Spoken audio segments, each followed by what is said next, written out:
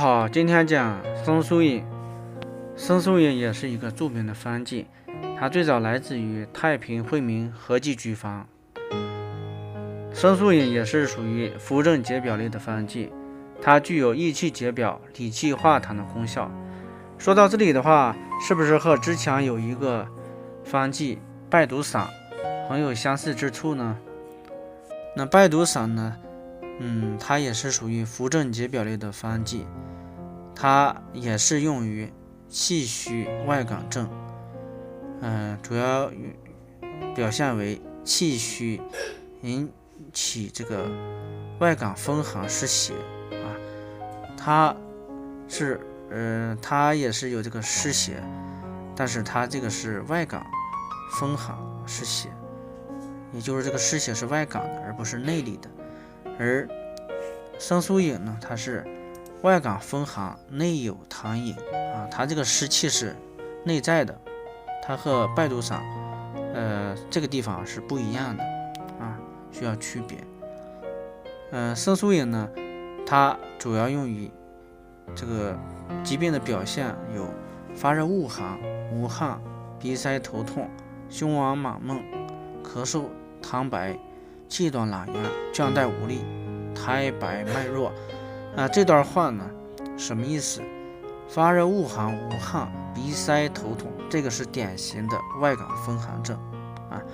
外感风寒啊，邪气郁于表啊，会引起一些表症，包括发热恶寒啊、无汗。为什么会无汗？因为风寒宿表啊，毛孔闭塞啊，毛孔闭塞会引起无汗，同时有鼻塞头痛啊，胸脘满闷、咳嗽痰白，这个是内有痰湿症啊。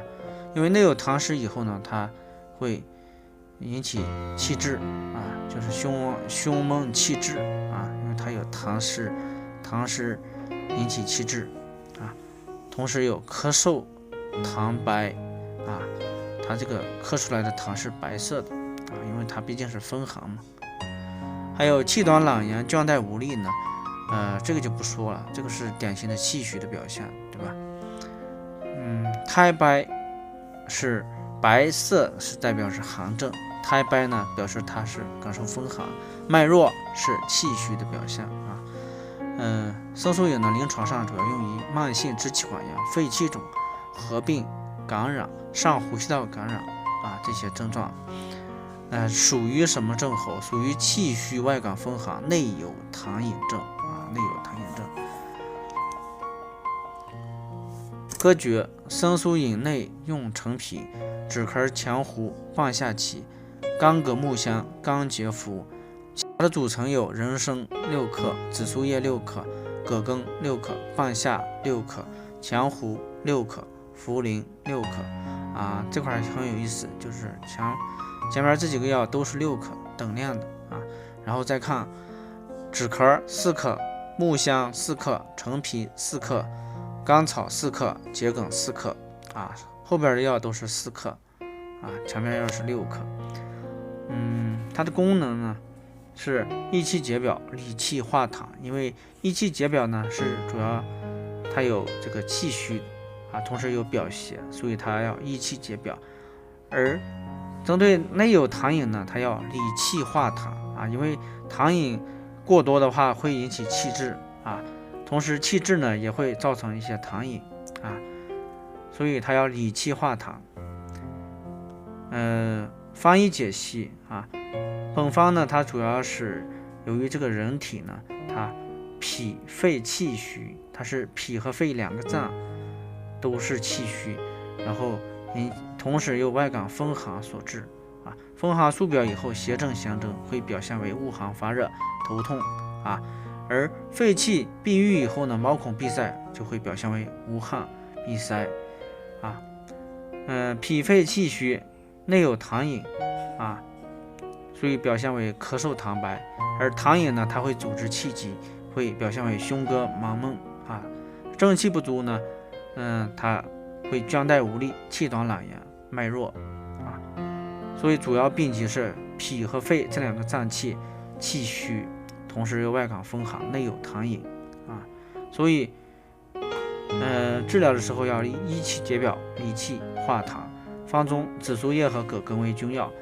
紫苏叶、葛根呢，它俩都可以发散风寒，解肌透血啊。苏叶是辛温的，而葛根是属于辛凉的啊。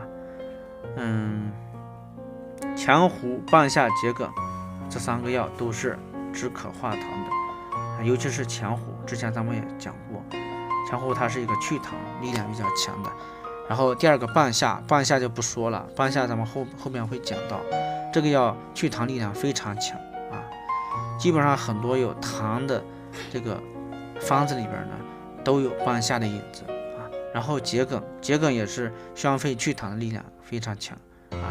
这3个药呢合用可以宣降肺气啊，恢复肺的陈皮止咳啊，理气宽胸啊。陈皮呢它是理气化痰的一个药物啊，就是有气滞、胸闷的这些情况都可以用陈皮。止咳呢，咱们之前讲过，止咳和桔梗它俩是一宣一降啊，用于就是打通这个从胸腔到腹腔的这块的这个气滞、胸闷啊，它会宽胸利气啊。最后人参啊，它是益气的，人参是补气的，因为它有气虚的症状嘛，对吧？它和紫苏叶人参扶正，紫苏叶是散血啊，它俩是一个扶正，一个散血啊，配伍。